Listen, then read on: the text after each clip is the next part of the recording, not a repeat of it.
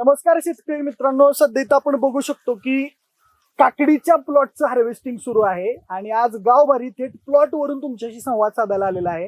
आपल्यासोबत झायडेक्सचे अॅग्रोनॉमिस्ट सुशांत पाटील सर आणि या प्लॉटचे मालक असणारे रोहित शिंदे आहेत. आपण त्यांनाच विचारूया की कशा पद्धतीनं त्यांनी या काकडीचं उत्पादन घेतलेलं आहे. सगळ्यात पहिल्यांदा मला रोहित सरांना विचारायचं आहे की तुम्ही कशा पद्धतीनं तुम्हाला काकडी हा प्लॉट घ्यावा किंवा काकडीचं उत्पादन घ्यावे का वाटलं? काकडी ही वेलवर्गीय पिकात मोडते. म्हणजे लवकर ही झटपट 45 दिवसात चालू होते आणि एक 2 ते 3 महिन्याच्या आत संपते. त्यामुळं गुतावलेला पैसा लगेच मिळवण्याचं ते एकमेव साधन आहे. अच्छा, आता काकडीचं उत्पादन कसं घ्यायचं, जमिनीच्या मशागतीपासून ते अगदी हार्वेस्टिंग पर्यंत कशी प्रोसेस असते याच्याबद्दल थोडक्यात आपण सुशांत सरांकडे जाणून घेऊया. सर, कशा पद्धतीची जमीन आवश्यक असते काकडीच्या पिकासाठी? आत्ताच रोहितनं आपल्याला एक गोष्ट सांगितली की काकडी करण्याचा उद्देश लोकांचा की कमी दिवसामध्ये एक हक्काचं किंवा हुकमी पीक घेणं. परंतु जेव्हा आपण हाय रिस्क हाय प्रॉफिटच्या मागे धावत असतो त्यावेळेला त्याच्यामध्ये येणाऱ्या बऱ्याचशा समस्या सुद्धा असतात आणि या समस्यांची सुरुवात ही नक्कीच जमिनीपासून होते. म्हणून आपण सगळ्यात पहिल्यांदा पाहूयात की जमीन कशी निवडावी. काकडी हे वेलवर्गीय पीक आहे, भाजीपाला पीक आहे, कमी दिवसामध्ये येतं आणि कमी दिवसामध्ये येत असताना त्याला अन्नद्रव्याचा पुरवठा हा खूप लवकर पाहिजे. म्हणून तुम्ही जी जमीन निवडणार आहात ती चांगली निचरा होणारी पाहिजे की ज्याच्यामध्ये पावसाळ्याच्या हंगामामध्ये कुठल्याही प्रकारचं पाणी साचलं नाही पाहिजे. मग ते पाणी पावसाद्वारे आलेलं असो किंवा तुमच्या शेतामध्ये आलेलं पाणी असो, कुठल्याही पद्धतीचं पाणी साचलं नाही पाहिजे, निचरा झाला पाहिजे. दुसरी महत्वाची गोष्ट, तुमच्या जमिनीच्या सेंद्रिय कर्बाची पातळी चांगली असली पाहिजे. कमी असल्यास निश्चित तुम्ही सेंद्रिय खतांचा वापर हा चांगल्या पद्धतीने केला पाहिजे. याचबरोबर जमिनीची मेहनत करताना चांगली खोल नांगरट करायची आहे, कुळवाच्या 2 पाळ्या द्यायच्या आहेत. हे करण्यामागचा उद्देश तुमच्या जमिनीमध्ये पूर्वी पडलेला काडी कचरा हा निघून जावा, कुजला जावं. याचबरोबर तणांचा नायनाट सुद्धा झाला पाहिजे, जेणेकरून पिकाच्या कालावधीमध्ये अन्नद्रव्यासाठी पाण्यासाठी मुख्य पिकाबरोबर स्पर्धा नाही झाली पाहिजे. या पद्धतीने जमीन चांगली तयार करा. बेड कमीत कमी 4.5 फुटापासून पुढे हे तुम्ही 6 फूट 7 फूट तुमच्या जमिनीच्या उतारानुसार किंवा तुमच्या पिकाच्या गरजेनुसार तुम्ही बेडची आखणी करून घ्या.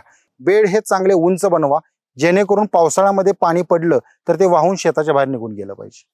या पद्धतीने तुम्ही जमिनीची तयारी करा, तुम्हाला निश्चितच काकडीमध्ये अडचणी कमी येतील. आता मला सांगा सुशांत सर, जमीन मशागत झालेलं आहे, सिंचनाची सोय कशी केली पाहिजे आणि लागवड कशा पद्धतीने केली पाहिजे? सगळ्यात महत्वाचं, काकडी हे भाजीपाला पीक आहे. भाजीपाला पिकाला तुम्ही जेवढं स्प्लिटमध्ये डोसेस द्याल, जेवढे टप्प्याटप्प्यानं अन्नद्रव्य व्यवस्थापन कराल, त्याचबरोबर पाणी व्यवस्थापन जेवढं टप्प्याटप्प्यानं कराल तेवढं तुम्हाला पीक हे हुकमी मिळतं. आणि यासाठी ठिबक सिंचनाचा वापर हा खूप महत्वाची बाब आहे. कारण ठिबक सिंचन जर तुम्ही केलं तर पिकाच्या गरजेनुसार मातीमध्ये असणारे उपलब्ध ओलाव्यानुसार तुम्हाला पाणी व्यवस्थापन करता येतं. दुसरी गोष्ट, अतिरिक्त पाणी होऊ न देण्यासाठी ठिबकच तुम्हाला एकमेव पर्याय ठरू शकतं. पाट पाण्यामध्ये तुम्हाला या गोष्टी करता येत नाहीत. याचबरोबर पुढे येणाऱ्या अन्नद्रव्याच्या व्यवस्थापनाचा जो मुद्दा आहे तो सुद्धा ठिबक सिंचनाच्या माध्यमातून तुम्ही चांगल्या प्रकारे हाताळू शकता. रोहित, मला सांगा तुम्ही कोणती जात वापरली या प्लॉटसाठी? या प्लॉटसाठी नेत्राची आकांक्षा ही जात वापरली आहे. अच्छा, आता मला सांगा, जात निवडताना काय काळजी घेतली पाहिजे, कोणत्या प्रकारची व्हरायटी काकडीच्या प्लॉटसाठी आपण लावली पाहिजे? शेतकरी बंधूंनो, आपल्याच जवळ असणारं उपलब्ध मार्केट, आपल्या मार्केटमध्ये असणारी डिमांड म्हणजे मागणी, ह्या मागणीशी आणि उपलब्ध असणाऱ्या व्यापारी पेठांशी यांची सांगड घालून तुम्हाला व्हरायटींची निवड करायची, म्हणजे वाणांची निवड करायची आहे. मुख्यत्वे काकडीमध्ये 2 प्रकारचे आता आपल्याला वाण बघायला मिळतात. एक असते हिरवी काकडी आणि एक आपल्या म्हणजे पांढरट दिसणारी किंवा फिकट हिरव्या रंगाची काकडी, ज्याला जिप्सी प्लस म्हटलं जातं, आकांक्षा आता जसं यांनी सांगितले म्हटलं जातं. याचबरोबर हिरव्या रंगाच्या पण काकड्या आहेत, नाजियासारखी व्हरायटी आहे. यापैकी तुम्ही निवड करताना मात्र बाजारपेठेची मागणी बघूनच काकडीच्या वाणांची निवड करा. आता या व्यतिरिक्त मल्चिंग असेल किंवा तण व्यवस्थापन असेल, हे कशा पद्धतीने केलं पाहिजे या काकडीमध्ये? बरोबर, भाजीपाला पिकामध्ये सगळ्यात महत्वाच्या 2 बाबी आहेत. एक म्हणजे तण व्यवस्थापन आणि दुसरं म्हणजे कीड आणि रोग व्यवस्थापन. तण व्यवस्थापनाच्या दृष्टीनं आणि पाणी व्यवस्थापनाच्या दृष्टीनं मल्चिंग पेपर तो कमीत कमी 30 मायक्रॉनचा वापर करा. 30 मायक्रॉनपेक्षा कमी पेपर असेल, तुमचं पीक संपल्यानंतर किंवा दुबार पीक जर तुम्हाला घ्यायचं असेल तर तुम्हाला 30 मायक्रॉनचा पेपर चांगली मदत करू शकतो. दुसरी गोष्ट, शेतीमध्ये होणारं जे काही पोल्युशन आहे किंवा ज्याला आपण प्रदूषण म्हणतो प्लास्टिकद्वारे, ते जर कमी करायचं असेल तर कमीत कमी 30 मायक्रॉनचा पेपर वापरा, जेणेकरून पीक झाल्यानंतर तो चांगल्या पद्धतीने काढून घेता येईल. दुसरी गोष्ट, कीड आणि रोग व्यवस्थापन यासाठी जेव्हा तुम्ही शेतामध्ये मोकळं पाणी सोडता किंवा अतिरिक्त पाऊस होतो आणि जेव्हा ऊन पडतं, अशा वेळेला अतिरिक्त पाण्याचं बाष्प होऊन तुमच्या पिकावरती भुरीसारखा रोग असेल, डावणीसारखे रोग असेल किंवा रस शोषक किडींचा खूप मोठ्या प्रमाणात प्रादुर्भाव होतो. त्याचबरोबर थ्रिप्स सारख्या किडीचं नियंत्रण करायचं असेल तर हा रिफ्लेक्टिंग पेपर म्हणजे आपला मल्चिंग पेपर हा खूप चांगल्या पद्धतीनं एक नियंत्रणाचा बाब म्हणून समोर येताना दिसून येतो.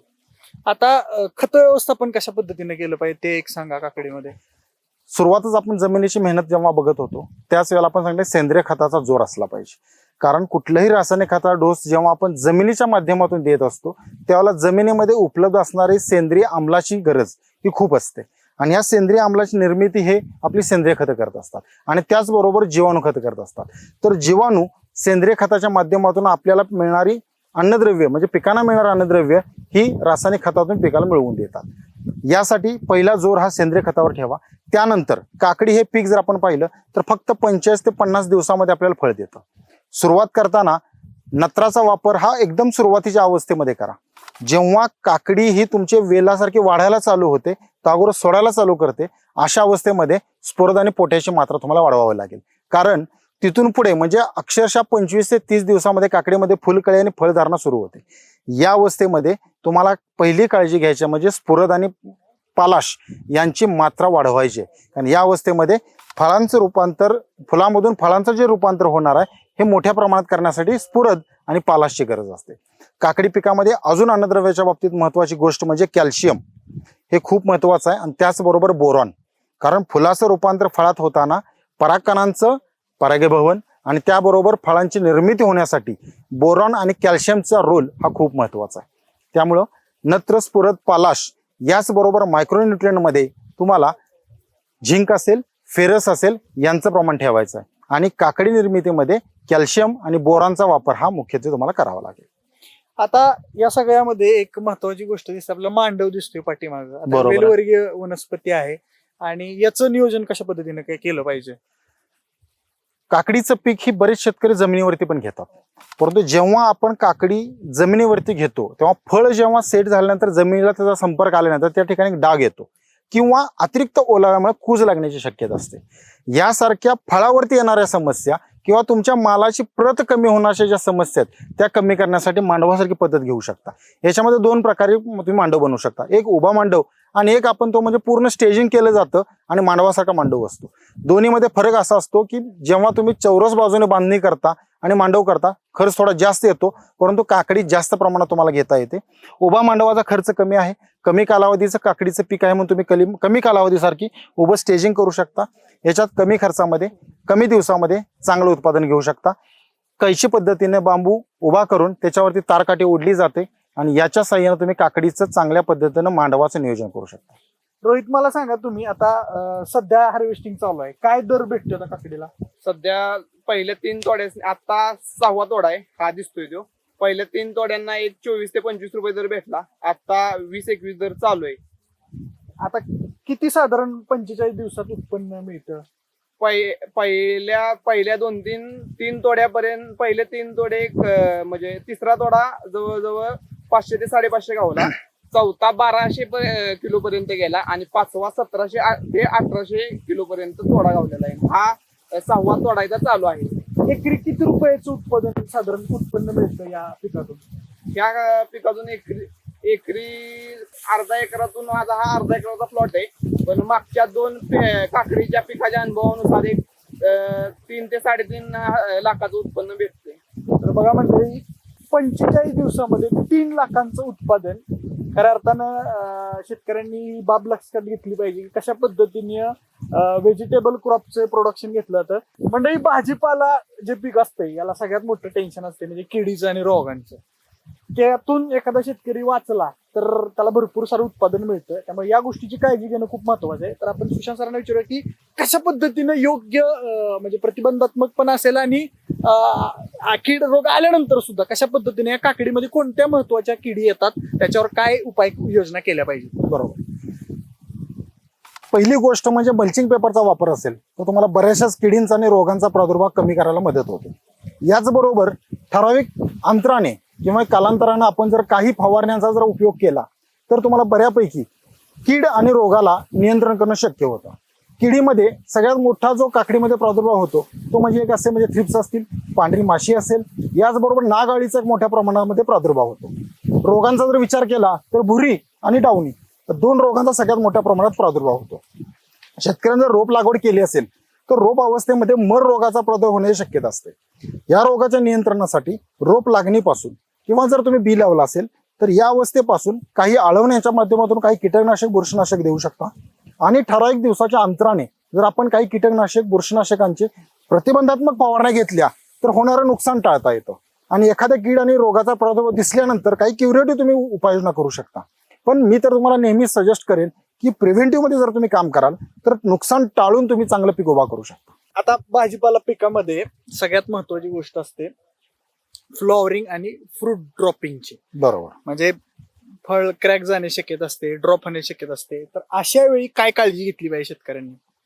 सगळ्यात पहिली काळजी म्हणजे मी तुम्हाला मगाशी सांगितलं होतं की कॅल्शियम आणि बोरॉनचा वापर हा योग्य पद्धतीने तुम्हाला हाताळता आला पाहिजे. कारण फुलाचं रूपांतर फळात होणं, परागीभवन होणं ह्या गोष्टी बऱ्यापैकी तुम्हाला फॉस्फरस, पोटॅश, कॅल्शियम आणि बोरॉन या अन्नद्रव्यावरती अवलंबून असतात.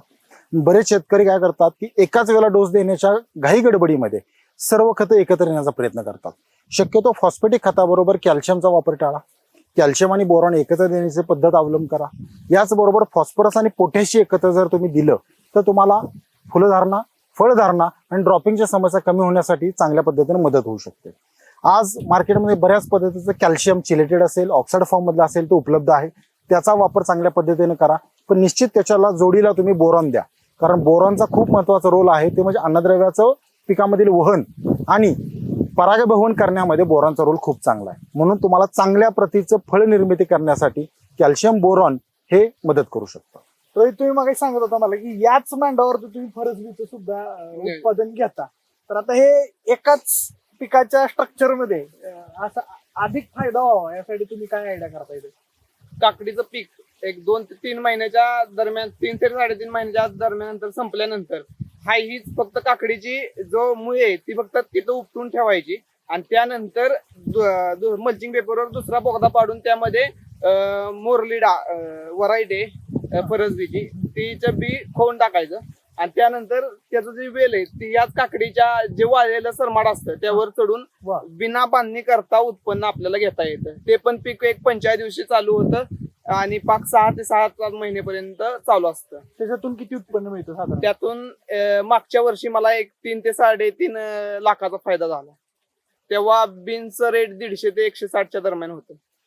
तर बघा मंडळी, अशा पद्धतीने भाजीपाला उत्पादन घेणारा शेतकरी हा फायद्यात आहे. आणि एक 22 वर्षाचा शेतकरी आज सातारा जिल्ह्यात पाटकळद नावाचं गाव आहे, त्या गावामध्ये आपण आहोत. आणि त्या गावचा शेतकरी आज अशा पद्धतीनं फक्त 3 महिन्याच्या कालावधीमध्ये इतकं भरघोस उत्पादन आज घेतो आहे. आणि त्याच्यामध्ये कुठेतरी झायडेक्सची टेक्नॉलॉजी सुद्धा आहे. आपण त्याबद्दल एक विस्तृत व्हिडिओ बनवणारच आहोत की झायडेक्स टेक्नॉलॉजी या काकडी पिकाबद्दल, काकडी पिकामध्ये कशा पद्धतीने काम करते. पण तोपर्यंत तुम्हाला काकडी पिकाबद्दल काय शंका असतील, आम्ही बऱ्यापैकी माहिती देण्याचा प्रयत्न केलेलाच आहे. पण तरी सुद्धा तुमच्या काही शंका असतील तर त्या कमेंट बॉक्समध्ये आम्हाला नक्की सांगा आणि त्यावरती आम्ही पुढच्या वेळेस नक्कीच व्हिडिओ बनवण्याचा प्रयत्न करू. आजचा व्हिडिओ कसा वाटला आम्हाला कमेंट बॉक्समध्ये नक्की सांगा आणि आपल्या गावभारीच्या YouTube चॅनलला सबस्क्राईब करायला अजिबात विसरू नका. धन्यवाद.